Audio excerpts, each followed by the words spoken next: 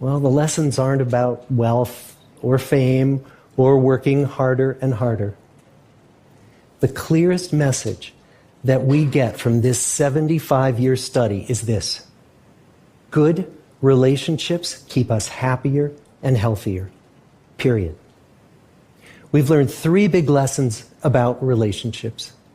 The first is that social connections are really good for us and that loneliness kills.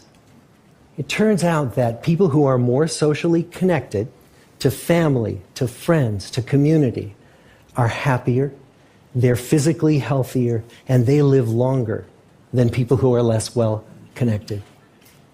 And the experience of loneliness turns out to be toxic.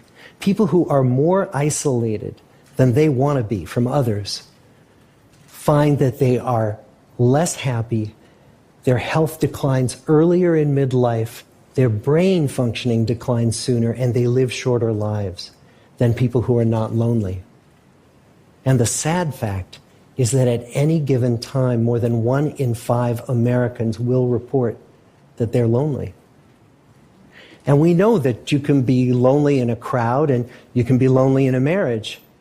So the second big lesson that we learned is that it's not just the number of friends you have, and it's not whether or not you're in a committed relationship, but it's the quality of your close relationships that matters.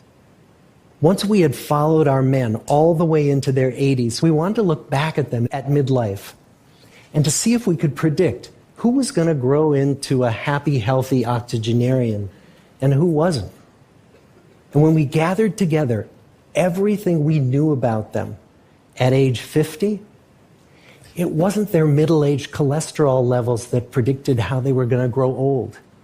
It was how satisfied they were in their relationships. The people who were the most satisfied in their relationships at age 50 were the healthiest at age 80.